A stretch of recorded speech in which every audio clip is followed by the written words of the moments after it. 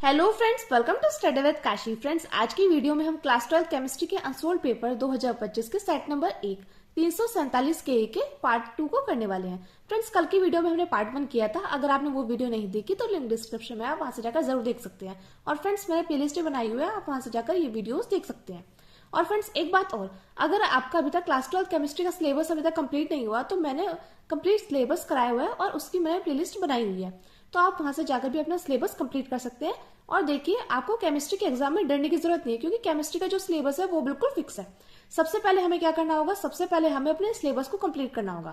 फिर सेकंड हमें क्या करना होगा, सेकंड हमें करना है हमारे अनसोल्ड पेपर, यानी कि जो प्रीवियस ईयर पेपर आए हैं, जैसे 2025 में 7 पेपर सेट बने थे जो कि हर जिले के अलग अलग होते हैं, यानी कि आपके पास मल्टीपल क्वेश्चंस हो, यानी कि स्टैंडर्ड क्वेश्चंस जो कि बोर्ड पूछता ही है, यानी कि बोर्ड एग्जाम वाला पूछता ही है। तो आपको क्या करना है, आपको सबसे पहले सिलेबस को कंप्लीट करना है। दूसरा आपको क्या करना है, आपको अनसोल्ड पेपर, यानी कि जैसे प्रीवियस ईयर पेपर 2025 के, 24 के, 23 के, यानी कि आप लास्ट के 5 साल के लगा लीजिए, तो आपके 95 प्लस नंबर आने पक्के हैं। तो देखिए फ्रेंड्स, कल की वीडियो में हमने पार्ट 1 किया था और आज की वीडियो में हम पार्ट 2 करने वाले हैं। तो देखिए, पार्ट 2 में हमारा क्वेश्चन है प्रश्न 2 का क्या, एक विलयन में बेंजीन का 30 द्रव्यमान प्रतिशत कार्बन टेट्राक्लोराइड में घुला हुआ है, तो बेंजीन के मोल अंश की गणना कीजिए। और फ्रेंड्स, आप देखिए आज की वीडियो में हम कौन कौन से क्वेश्चन करने वाले हैं। तो देखिए, आज की वीडियो में हम क्वेश्चन करने वाले हैं, देखिए आपको यहां पर दिखाई दे रहा होगा क्वेश्चन नंबर 2। तो क्वेश्चन नंबर 2 का कै खे गे घे और क्वेश्चन नंबर 3 के कै खे गे घे करने वाले हैं, जो कि हमारे बोर्ड एग्जाम में डायरेक्टली 2-2 मार्क्स के पूछे गए हैं। और अगर आपको इसका स्क्रीनशॉट लेना है तो आप इसका स्क्रीनशॉट ले सकते हैं। तो ये देखिए क्वेश्चन है हमारे घ, और क्वेश्चन नंबर 3 का क ख ग घ, जो कि 2-2 मार्क्स के हमसे पूछे गए हैं। तो फ्रेंड्स, ये मोस्ट इंपॉर्टेंट क्वेश्चन है जो कि इस बार भी आने के पूरे चांस है। तो चलिए हम अपने अनसोल्ड पेपर को सॉल्व करते हैं। तो देखिए, इसमें हमारा क्वेश्चन है प्रश्न 2 का, एक विलयन में बेंजीन का 30 द्रव्यमान प्रतिशत कार्बन टेट्राक्लोराइड में घुला हुआ है, तो बेंजीन के मोल अंश की गणना कीजिए, जो कि मोस्ट इंपॉर्टेंट क्वेश्चन है। और हमारे बोर्ड एग्जाम में देखिए कितने मार्क्स का पूछा गया है, ये पूछा गया है फ्रेंड्स 2 मार्क्स का। तो देखते हैं, विलयन में क्या दिया गया है, 30 द्रव्यमान प्रतिशत दिया गया है बेंजीन, और किसमें घुला है, कार्बन टेट्राक्लोराइड में घुला हुआ है। तो बेंजीन के हमें मोल अंश की गणना करनी है। तो यहाँ पर देखिए हमें क्या दिया है हमें यहाँ पे लिख देते हैं, दिया है। तो देखिए यहाँ पर आप देख पा रहे हैं कि एक विलयन में बेंजीन का 30 द्रव्यमान प्रतिशत, यानी कि 30% क्या है, बेंजीन है, कार्बन टेट्राक्लोराइड में घुला हुआ है, यानी कि जो विलयन है, यानी कि जो एक पदार्थ है, पदार्थ कितना होगा, एक पदार्थ मान लो एक पदार्थ है 100 ग्राम, मान लो एक पदार्थ क्या है, एक पदार्थ है 100 ग्राम, ठीक है, पदार्थ कितना है, 100 ग्राम है। अब हमें क्या करना है, बेंजीन का द्रव्यमान प्रतिशत कितना दिया गया है। तो देखिए, बेंजीन का द्रव्यमान प्रतिशत यानी कि परसेंटेज कितनी दी गई है, 30%। कितनी दी गई है फ्रेंड्स, 30% दी गई है। अब देखिए हम क्या करेंगे, इस 30% का हम क्या करेंगे, ग्राम में कर देंगे, तो कितना आ जाएगा, यह आ जाएगा 30 ग्राम, ठीक है। मैं उम्मीद करती हूँ आपको इतनी बात अच्छे समझ में आ गई होगी। अब हम क्या करेंगे, अब हम कार्बन टेट्राक्लोराइड का द्रव्यमान प्रतिशत निकालेंगे। तो देखिए, कार्बन टेट्राक्लोराइड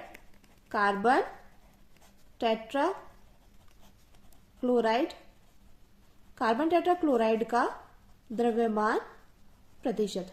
तो देखिए यहां पर हमने पदार्थ कितना माना था, 100 ग्राम, ठीक है। और बेंजीन का द्रव्यमान कितना है, बेंजीन का द्रव्यमान है यहाँ पर 30%, यानी कि मान लीजिए एक पदार्थ कितना है, 100% है, और बेंजीन का द्रव्यमान है 30%, और हमें क्या निकाला, हमें निकाला कार्बन टेट्राक्लोराइड का द्रव्यमान प्रतिशत। तो हम वो कैसे निकालेंगे, हम निकालेंगे 100% में से 30% माइनस करके।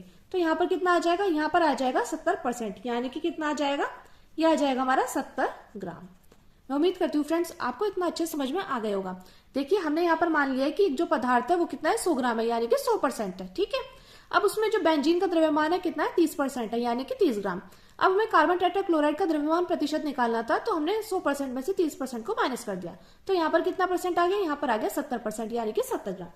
अब हम क्या करेंगे, अब हम यहाँ पर बेंजीन का मोलर द्रव्यमान निकालेंगे। तो बेंजीन का मोलर द्रव्यमान, तो देखिए वो कितना आता है, मोलर द्रव्यमान कह लीजिए या बोल दीजिए अणुभार। तो देखिए मोलर द्रव्यमान कितना होगा, बेंजीन का अणुभार, इसको m से प्रदर्शित करते हैं। किससे प्रदर्शित करते हैं, m से। तो देखिए बेंजीन यानी कि C6H6, तो हम यहाँ पर अणुभार निकालेंगे। कार्बन का कितना होता है, 12 होता है, तो 12 की गुणा और 6 कार्बन है, प्लस हाइड्रोजन कितना होता है, 1 होता है, लेकिन यहाँ पर 6 हाइड्रोजन। तो 12 की गुणा 6 में करेंगे कितना आ जाएगा, ये आ जाएगा हमारा 72 प्लस 6 की गुणा 1 में करेंगे कितना आ जाएगा, ये आ जाएगा 6, यानी कि 72 और 6 को जोड़ेंगे कितना आ जाएगा, तो ये आ जाएगा हमारा 78 यानी कि 78 ग्राम प्रति मोल। मैं उम्मीद करती हूँ फ्रेंड्स आपको इतना अच्छे समझ में आ गया होगा। देखिए हमने यहाँ पर क्या माना था, हमने माना था कि हमारा जो पदार्थ है वो है 100% यानी कि 100 ग्राम, और बेंजीन का द्रव्यमान कितना था, 30% दिया गया था, लेकिन हमने इसको ग्राम में निकाला तो आ गया 30 ग्राम। और कार्बन टेट्राक्लोराइड का द्रव्यमान प्रतिशत निकाला 100 ग्राम में, 100% में से 30% माइनस यानी कि 70%, और हमने इसको ग्राम में चेंज किया तो आ गया 70 ग्राम। अब हमने यहाँ पर बेंजीन का मोलर द्रव्यमान यानी कि अणुभार निकाला है। हम जानते हैं बेंजीन का फॉर्मूला होता है C6H6, और कार्बन का अणुभार होता है 12 और हाइड्रोजन का होता है 1। तो हमने यहाँ पर 12 गुणा 6 प्लस 6 गुणा 1 कर दिया, तो ये निकल कर आ गया 78 ग्राम प्रति मोल। अब हम क्या करेंगे, हम यहाँ पर निकालेंगे कार्बन टेट्रा क्लोराइड का मोलर द्रव्यमान, यानी कि कार्बन टेट्रा क्लोराइड का मोलर अणुभार। कार्बन टेट्रा क्लोराइड का अणुभार, ठीक है। हम जानते हैं कार्बन टेट्रा क्लोराइड का फॉर्मूला क्या होता है, वो होता है CCl4। क्या होता है फ्रेंड्स, CCl4। यहाँ पे देखिए कार्बन का कितना है, कार्बन का होता है 12 अणुभार, ठीक है। यहाँ पे Cl यानी कि क्लोरीन का कितना होता है 35.5 और गुणे 4, तो यहाँ पर कितना आ जाएगा, जब हम इसकी गुणा इसमें करेंगे तो 12 प्लस ये आ जाएगा हमारा 142। अब 142 में से हम 12 को जोड़ेंगे तो कितना आ जाएगा, तो ये हो जाएगा हमारा 154 ग्राम प्रति मोल। अब हम यहाँ पर क्या करेंगे, अब हम यहाँ पर निकालेंगे मोलों की संख्या। मोलों की संख्या निकालेंगे तो सबसे पहले मोल की संख्या किसकी निकालेंगे, हम निकालेंगे बेंजीन की। तो मोलों की संख्या किसकी, बेंजीन की, ठीक है, बेंजीन की। तो वो कितने निकल कर आ जाएगी, हम जानते हैं मोलों की संख्या निकालने के लिए जो फॉर्मूला होता है वो होता है W/M, जहां पर W क्या है, W होता है भार और M क्या होता है अणुभार। यानी कि बेंजीन का जो हमें भार दिया गया है वो कितना दिया गया है, वो दिया गया है हमें 30। कितना दिया गया है, 30। देखिए आप यहाँ पर देख पा रहे हैं बेंजीन का जो भार दिया गया है वो दिया गया है 30 ग्राम, और अणुभार कितना निकल कर आया था, अणुभार निकल कर आया था 78 यानी कि 78। तो 30/78, तो ये कितना आ जाएगा, ये हो जाएगा हमारा 0 कितना निकल कर आ जाएगा फ्रेंड्स, ये आ जाएगा 0.3846, ठीक है। इसी प्रकार हम क्या करेंगे, इसी प्रकार हम यहाँ पर निकाल देंगे अपने दूसरा पदार्थ क्या था, कार्बन टेट्रा क्लोराइड का मोलों की संख्या।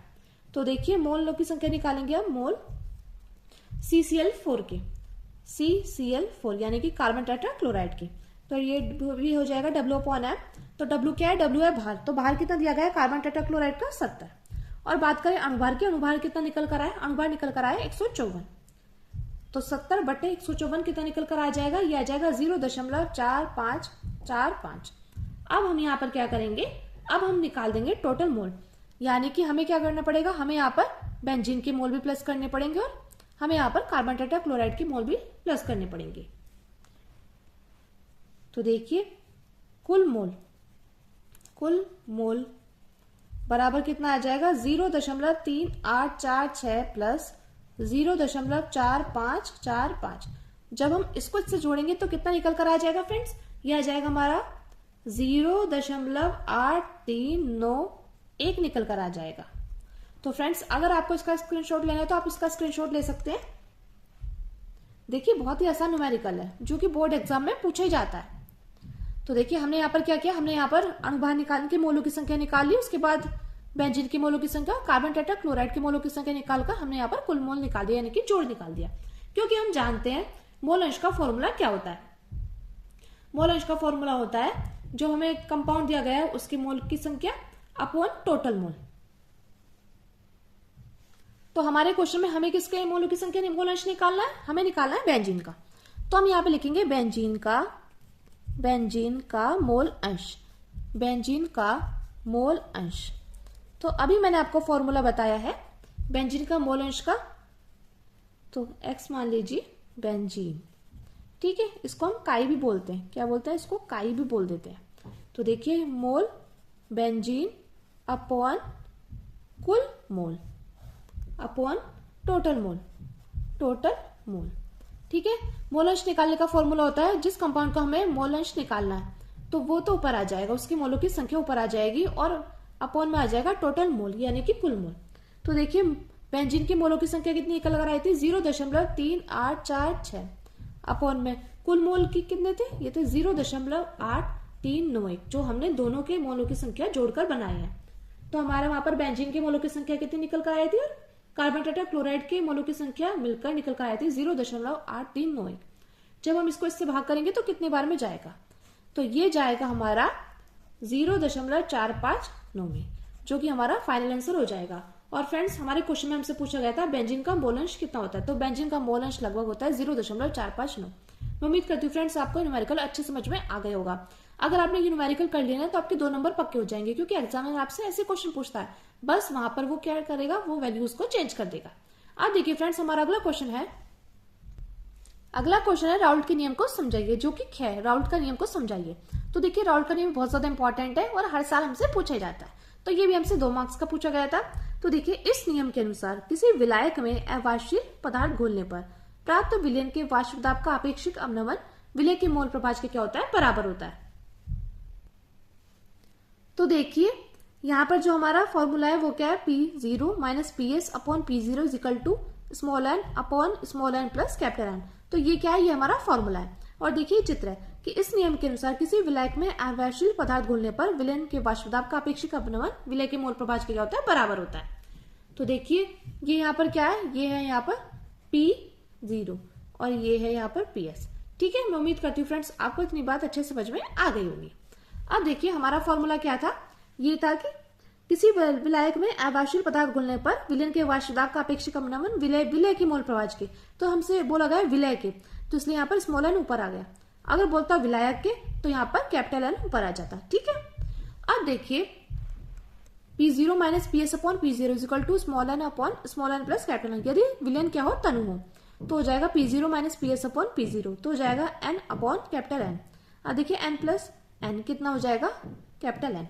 तो देखिए ये यहाँ पर क्या हो जाएगा, P0 minus PS upon P0 is equal to N क्या होता है, N होता है मोलों की संख्या, और हम जानते हैं मोलों की संख्या बराबर क्या होता है, भार बटे अनुभार। तो small w upon small n upon capital W upon capital N. तो देखिए चला जाएगा ऊपर इसके साथ, ये चला जाएगा इसके साथ, तो ये बनकर आ जाएगा हमारा P0 minus PS upon PS is equal to W upon M into M upon W। तो देखिए अब हम इसकी नेमिंग कर लेते हैं। यहाँ P0 क्या है, P0 हमारा शुद्ध विलायक का वाष्प दाब है, और बात करें PS की, PS क्या है, PS है विलयन का वाष्प दाब, और बात करें स्मॉल w की तो है विलय का भार, और स्मॉल m क्या है, विलय का अणुभार है, और बात करें कैपिटल W की तो ये है विलायक का भार, और कैपिटल M क्या है, विलायक का अणुभार। मैं उम्मीद करती हूँ फ्रेंड्स आपको राउल्ट का नियम अच्छे समझ में आ गया होगा। चलिए अब हम अपने नेक्स्ट क्वेश्चन को देखते हैं, जो कि है संक्रमण धातु ग। संक्रमण धातुएं तथा उनके अधिकांश यौगिक अनुचुंबकीय होते हैं, स्पष्ट कीजिए। ये क्वेश्चन भी हमसे बोर्ड एग्जाम में 2 मार्क्स का डायरेक्टली पूछा गया था। तो देखिए संक्रमण धातु और उनके अधिकांश यौगिक अनुचुंबकीय होते हैं, स्पष्ट कीजिए।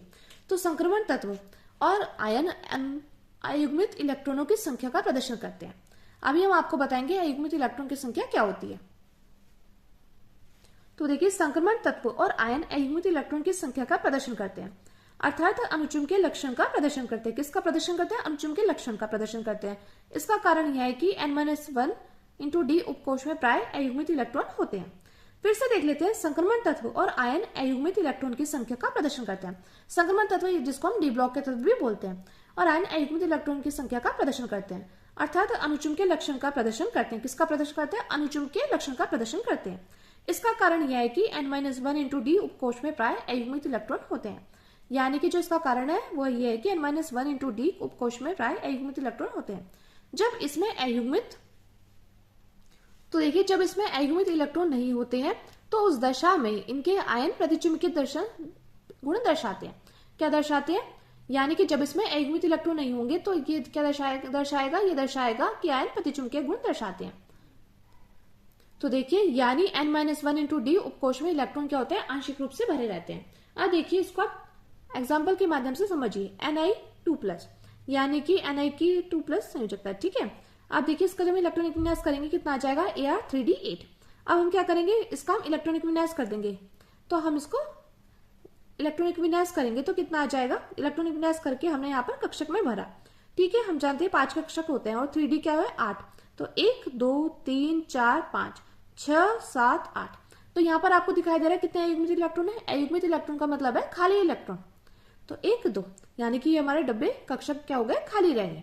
तो 2 अयुग्मित इलेक्ट्रॉन है, यानी कि ये क्या है, अणुचुंबकीय आयन है। क्या है, अणुचुंबकीय आयन। अगर यहाँ पर अयुग्मित इलेक्ट्रॉन नहीं होते, ये डब्बे पूरे भरे रहते, तो ये हो जाता है प्रतिचुंबकीय, और यहाँ पर अयुग्मित इलेक्ट्रॉन क्या होते हैं, 0 होते हैं।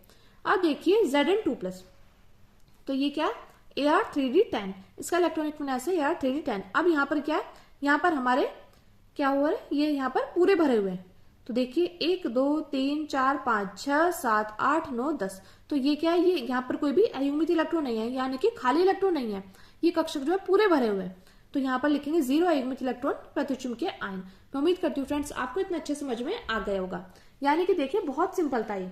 यहाँ पर हमसे क्या पूछा गया था, यहाँ पर हमसे पूछा गया था कि संक्रमण धातुएं और उनके अधिकांश यौगिक अणुचुंबकीय होते हैं, स्पष्ट कीजिए। तो देखिए संक्रमण तत्व और आयन अयुग्मित इलेक्ट्रॉन की संख्या का प्रदर्शन करते हैं, अर्थात अणुचुंबकीय लक्षण का प्रदर्शन करते हैं। इसका कारण यह है कि N-1d उपकोष में प्राय अयुग्मित इलेक्ट्रॉन होते हैं। जब इसमें अयुग्मित इलेक्ट्रॉन नहीं होते तो इस दशा को हम प्रतिचुंबकीय कहते हैं। ये बात आपको अच्छे समझ में आ गई होगी। यानी कि N-1d उपकोष में इलेक्ट्रॉन क्या होता है, आंशिक रूप से भरे रहते हैं, यानी कि कम भरे होते हैं, और जिसमें ज्यादा भरे मतलब पूरे भरे थे, सारे पेयर थे, तो वो क्या था 0 अयुग्मित इलेक्ट्रॉन, यानी कि वो प्रतिचुंबकीय आयन होता है। और देखिए इसमें अयुग्मित इलेक्ट्रॉन है, इसलिए अणुचुंबकीय आयन को प्रदर्शित करता है। मैं उम्मीद करती हूँ फ्रेंड्स आपको इतना अच्छे समझ में आ गया होगा। चलिए अब हमने अगले क्वेश्चन को देखते हैं, जो कि है MnBr4 की 2- के केवल प्रचकरण चुंबकीय आघूर्ण का मान 5.9 bm है, तो संकुल आयन की ज्यामिति क्या होगी। तो देखिए फ्रेंड्स मोस्ट इंपॉर्टेंट क्वेश्चन है, और ये भी हमसे 2 नंबर का पूछा गया था। तो देखिए MnBr4 2- के केवल प्रचकरण चुंबकीय आघूर्ण का मान 5.9 bm है, तो संकुल आयन की ज्यामिति क्या होगी। तो देखिए हम यहाँ पर लिखते हैं, इस संकुल आयन में Mn2+ की समन्वय संख्या उपसंयोजक संख्या 4 है। यही अतः यह या तो चतुष्फलकीय होगा, यानी कि टेट्राहेड्रिक, इसमें sp3 संकरण, या वर्ग समतल्य, यह वर्ग समतल्य dsp2 संकरण होगा।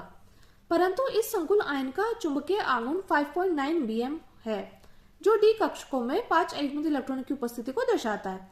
अतः इसकी ज्यामिति चतुष्फलकीय होनी चाहिए, ना कि वर्ग समतल्य। तो देखिए फ्रेंड्स मोस्ट इंपॉर्टेंट क्वेश्चन है।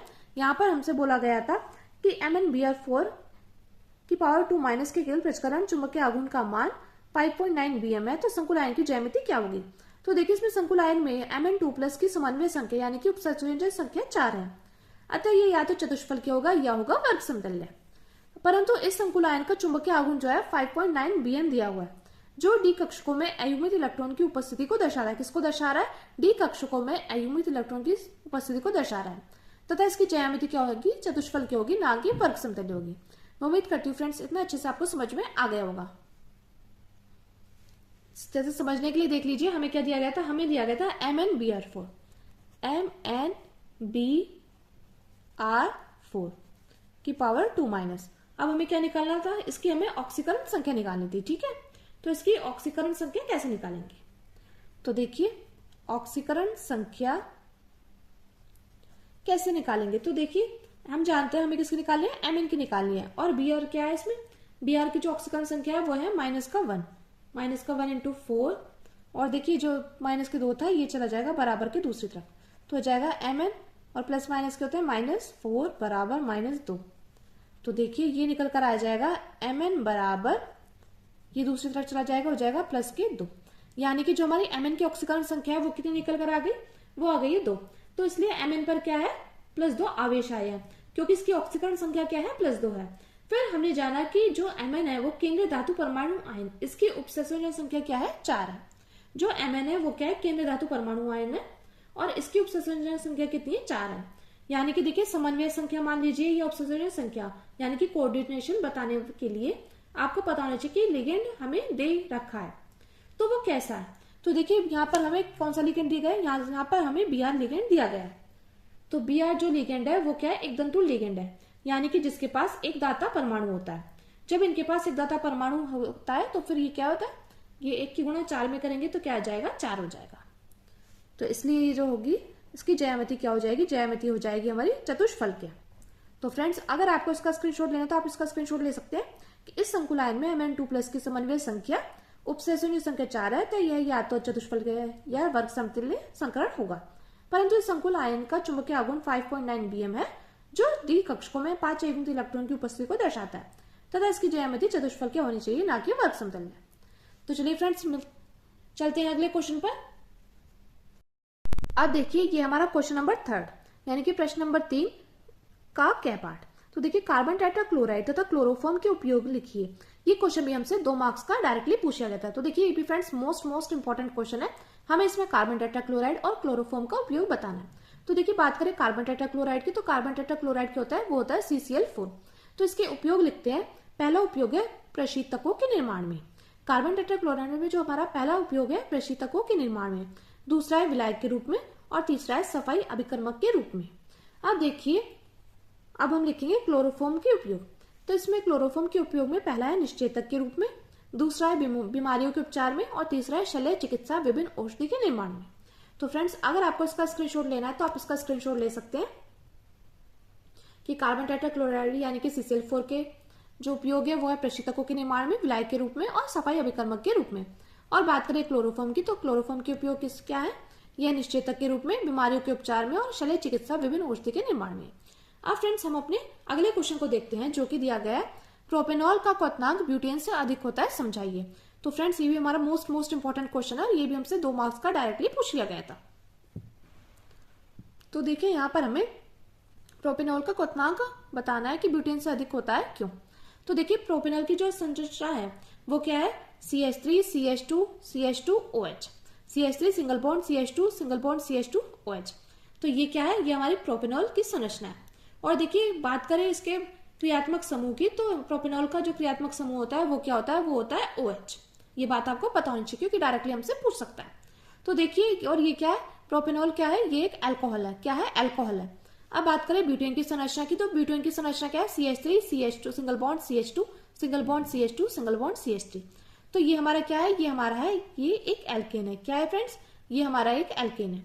तो देखिए हम जानते हैं क्वथनांक किसके समानुपाती होता है, हाइड्रोजन बंध के। किसके समानुपाती होगा क्वथनांक, क्वथनांक होगा हाइड्रोजन बंध के समानुपाती। यानी कि जो हाइड्रोजन बंध करेगा उसका क्वथनांक क्या होगा, अधिक होगा। क्योंकि देखिए क्वथनांक किसके समानुपाती है, हाइड्रोजन बंध के। तो जो हाइड्रोजन बंध करेगा उसका क्वथनांक अधिक होगा। तो यहाँ पर देखिए, यहाँ पर हमारा दिया गया है, ये एग्जाम्पल हमने ले लिया। यहाँ पर हमने क्या किया, यहाँ पर हमने प्रोपेनॉल के दोनों ले लिए। ठीक है, CH3 CH2 OH पर यहाँ पे ये हाइड्रोजन बंध बनाएगा और OH CH2 CH3 यहाँ पर हाइड्रोजन बंध बनाएगा। क्योंकि देखिए इसमें जो हाइड्रोजन है वो ऑक्सीजन से जुड़ा हुआ है, क्योंकि हाइड्रोजन क्या है, डायरेक्टली ऑक्सीजन से जुड़ा हुआ है, जो कि अधिक विद्युत ऋणात्मकता है, जो कि हाइड्रोजन बंध बनाता है। तो ये जो बंध बन रहा है, ये क्या बन रहा है, ये हमारा है हाइड्रोजन बंध।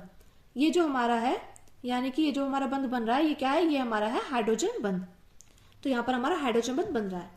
और देखिए CH3 CH2 CH3 ये हाइड्रोजन बंध नहीं बनाएगा। तो अतः यही कारण है कि प्रोपेनॉल क्या है, प्रोपेनॉल का क्वथनांक ब्यूटेन के क्वथनांक से अधिक है। मैं उम्मीद करती हूँ फ्रेंड्स आपको इतना अच्छे समझ में आ गया होगा। अगर आपको ये भी नहीं समझ में आया तो देखिए हम दूसरे तरीके से आपको समझाने का प्रयास करते हैं।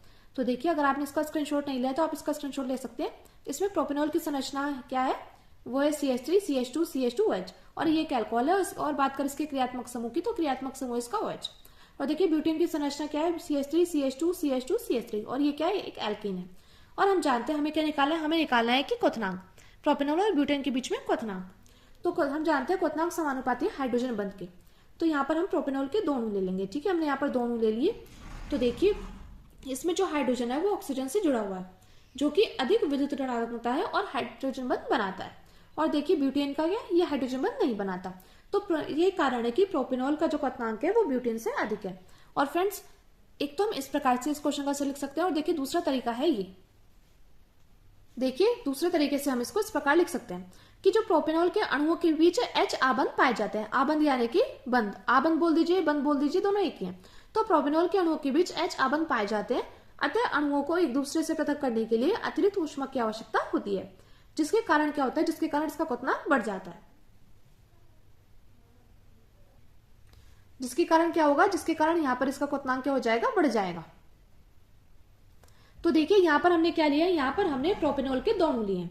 देखिए CH3 CH2 CH2OH, और देखिए इसको हमने इस प्रकार लिखा है CH3 CH2 CH2OH। ठीक है, यहाँ पर हमने क्या लिया, यहाँ पर हमने प्रोपेनॉल के दो अणु ले लिए हैं और इन दो अणुओं के बीच किस तरह से हाइड्रोजन आबंध बनता है ये आपको दिखाया है। ये हमारा एक अणु है जिसमें क्रियात्मक समूह क्या है, जिसमें क्रियात्मक समूह है OH। तो ऑक्सीजन की जो वैद्युत ऋणात्मकता है, यहाँ पर आपको दिखाई दे रहा है ऑक्सीजन की जो वैद्युत ऋणात्मकता है, यहाँ पर देखिए डेल्टा माइनस ऑक्सीजन पर और यहाँ पर हाइड्रोजन पर डेल्टा प्लस, यहाँ पर हाइड्रोजन पर डेल्टा प्लस और ऑक्सीजन पर डेल्टा माइनस। तो यहाँ पर ऑक्सीजन की जो वैद्युत ऋणात्मकता H से क्या होती है, ज्यादा होती है, तो इसलिए इस पर क्या होता है, आंशिक ऋणायन, और H पर क्या होता है, H पर हमारा आंशिक धनायन है। तो हमने प्रोपेनॉल का एक अणु लिया है और दूसरा अणु ये लिया है। अब एक अणु का नेगेटिव और दूसरे का पॉजिटिव को आपस में देखना है, तो ये क्या कहलाएगा, ये कहलाएगा हमारा H बंध, जिसको हम हाइड्रोजन बंध भी बोलते हैं। अब देखिए आगे लिखते हैं, जबकि ब्यूटेन के अणुओं के बीच H आबंध नहीं होते, इसलिए प्रोपेनॉल का क्वथनांक ब्यूटेन से अधिक होता है। तो फ्रेंड्स अगर आपने इसका स्क्रीनशॉट नहीं लिया तो आप इसका स्क्रीनशॉट ले सकते हैं। मैं उम्मीद करती हूँ फ्रेंड्स आपको ये दोनों तरीके से क्वेश्चन अच्छे समझ में आ गया होगा। और देखिए कई बार रिपीट हुआ है, तो आपको क्या करना है, आपको इसको अच्छे से तैयार कर लेना है। और फ्रेंड्स मैं आपको फिर से बता रही हूँ कि जो हमारा केमिस्ट्री का जो सिलेबस है वो बिल्कुल फिक्स है। तो जब हमारा सिलेबस फिक्स है तो हमारे क्वेश्चन से रिपीट होते हैं। तो अगर आप हमारे साथ अभी तक नहीं जुड़े हैं तो प्लीज हमारे चैनल को सब्सक्राइब कर लीजिएगा और वीडियो को लाइक शेयर कमेंट जरूर कीजिएगा और ज्यादा से ज्यादा लोगों में शेयर जरूर करिएगा, जिससे सभी लोगों का भला हो सके और सभी लोगों की क्लास 12th में अच्छे मार्क्स आ सके। अब देखिए फ्रेंड्स हमारा अगला क्वेश्चन है कैनिजारो अभिक्रिया को रासायनिक समीकरण द्वारा समझाइए। यानी कि वहां से ये बोलेगा कि थ्योरी लिखिए, आपसे बोलेगा सीधा डायरेक्टली बोलेगा कैनिजारो अभिक्रिया को रासायनिक समीकरण द्वारा लिखिए, यानी कि समझाइए, और केवल रासायनिक समीकरण देना है, उसकी थ्योरी नहीं लिखना है। तो लेकिन आपको अगर टाइम हो तो आप वहां पर थ्योरी भी जरूर लिखिएगा। और एक बात हो, जैसे आप यहाँ पर रासायनिक समीकरण लिखेंगे तो आप उसके नीचे नाम जरूर मेंशन करना, क्योंकि अगर आपने वहां पर नाम नहीं मेंशन करा तो आपके नंबर कट जाएंगे। तो देखिए कैनिजारो अभिक्रिया को रासायनिक समीकरण द्वारा समझाइए। तो देखिए फार्मेल्डिहाइड की अभिक्रिया NaOH से कराने पर मैथिल अल्कोहल तथा सोडियम फॉर्मेट बनता है।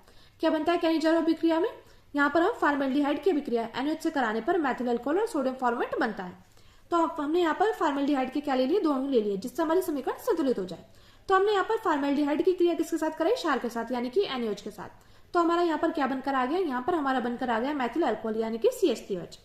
देखिए CH3OH और हमारा क्या बनकर आ जाएगा फ्रेंड्स, यहाँ पर हमारा बनकर आ जाएगा सोडियम फॉर्मेट यानी कि HCOONA। और देखिए अब देखते हैं हमारी समीकरण संतुलित है या नहीं। तो यहाँ पर कार्बन कितने हैं, 2 हैं, और यहाँ पर कार्बन 1 2। तो चलो कार्बन तो हमारे पूरे हैं। अब हाइड्रोजन देखते हैं, 2 हाइड्रोजन ये और 2 ये हैं, 4 और 5। तो देखिए 3 4 5 हाइड्रोजन पूरे। और बात करें ऑक्सीजन की, ऑक्सीजन आनी चाहिए 3। तो देखिए यहाँ पर ऑक्सीजन और यहाँ पर 3 ऑक्सीजन पूरी है और Na पूरा है। तो देखिए ये हमारी समीकरण बिल्कुल संतुलित है। तो कैनिजारो अभिक्रिया में क्या बन रहा था, इसमें सोडियम फॉर्मेट और मैथिल अल्कोहल बनकर तैयार हो रहा था। अब देखिए फ्रेंड्स हमारा लास्ट क्वेश्चन है जो कि ये भी मोस्ट इंपॉर्टेंट है। तो देखिए क्वेश्चन क्या है, न्यूक्लिक अम्ल क्या है, इनके 2 महत्वपूर्ण कार्य लिखिए। तो देखिए न्यूक्लिक अम्ल क्या है, ये हमारा जैवाणु वाले चैप्टर में से लिया गया क्वेश्चन है। तो देखिए न्यूक्लिक अम्ल एक महत्वपूर्ण जैवाणु होते हैं। ये भी जीवित कोशिकाओं के केंद्रक में न्यूक्लियो प्रोटीन या क्रोमोसोम के रूप में पाए जाते हैं। फिर से देख लिए न्यूक्लिक अम्ल क्या होते हैं, न्यूक्लिक अम्ल एक महत्वपूर्ण जैवाणु होते हैं। ये भी जीवित कोशिका के केंद्रक में न्यूक्लियो प्रोटीन या क्रोमोसोम के रूप में पाए जाते हैं। और न्यूक्लिक अम्ल कितने प्रकार के होते हैं फ्रेंड्स, 2 प्रकार के होते हैं। पहला होता है DNA और दूसरा होता है RNA। DNA को क्या बोलते हैं, DNA को बोलते हैं डीऑक्सी राइबोज न्यूक्लिक अम्ल। और बात करें सेकंड की, तो सेकंड को बोलते हैं RNA होता है राइबोज न्यूक्लिक अम्ल। अब बात करते हैं इसके कार्य की। तो इसके 2 कार्य हैं, एक तो प्रतिकृति यानी कि रेप्लिकेशन, और दूसरा है प्रोटीन संश्लेषण नियंत्रण करने में। तो देखिए न्यूक्लिक अम्ल के 2 कार्य क्या है, प्रतिकृति करने में और प्रोटीन संश्लेषण नियंत्रण करने में। और फ्रेंड्स अगर आपने इसका स्क्रीनशॉट नहीं लिया तो आप इसका स्क्रीनशॉट ले सकते हैं। तो देखिए न्यूक्लिक अम्ल क्या आती है कि एक महत्वपूर्ण जैवाणु होते हैं। ये भी जीवित कोशिका के केंद्रक में न्यूक्लियो प्रोटीन या क्रोमोसोम के रूप में पाए जाते हैं। किसके रूप में, जीवित कोशिका, जीवित सेल के रूप में, जीवित सेल के केंद्रक में न्यूक्लियो प्रोटीन या क्रोमोसोम के रूप में पाए जाते हैं। और ये 2 प्रकार के होते हैं, DNA और RNA। और बात करें इसके उपयोग कार्य की, तो एक तो प्रतिकृति और एक दूसरा है प्रोटीन संश्लेषण नियंत्रण करने में। तो फ्रेंड्स आज की वीडियो में हमने क्या किया है, तो आज की वीडियो में देखिए, आज की वीडियो में हमने 2025 के रसायन विज्ञान पेपर के 347 के क्वेश्चन नंबर सेकंड के कै खे ग, और आगे देखिए घ और थर्ड का के खे ग घ किया है, जो कि हमारे बोर्ड एग्जाम में आए हुए क्वेश्चन है और जो कि मोस्ट इंपॉर्टेंट है। तो फ्रेंड्स ये जो हमारे क्वेश्चन है ये हमारे स्टैंडर्ड क्वेश्चन है। अगर आपने सिलेबस कंप्लीट कर लिया तो आपको अनसोल्ड पेपर सॉल्व जरूर करना चाहिए और इसकी मल्टीपल टाइम प्रैक्टिस करनी चाहिए, तभी आपके पूरे में से पूरे मार्क्स आ सकते हैं। और फ्रेंड्स आप ये वीडियो अपने फ्रेंड्स को जरूर शेयर करना, क्योंकि देखिए सभी का भला हो जाए, इसलिए आपको क्या करना है, इसलिए आपको वीडियो को ज्यादा से ज्यादा लोगों में शेयर करना है। और अगर आपने इसको 500 प्लस तक पहुंचा दिया व्यूज तक, तो मैं आपको पूरे 2025 में जितने भी क्वेश्चन पेपर आए हैं, यानी कि 347 के ए जे के जो भी, तो वो सभी कराऊंगी। तो फ्रेंड्स अगर आपको वीडियो अच्छी लगी तो प्लीज हमारे चैनल को सब्सक्राइब कीजिएगा और वीडियो को लाइक शेयर कमेंट करना मत भूलिएगा। तो फ्रेंड्स मिलते हैं नेक्स्ट वीडियो में। और हाँ, अगर आपको इसका पार्ट 3 चाहिए तो आप कमेंट करके जरूर बताइएगा। Thank you, thanks for watching.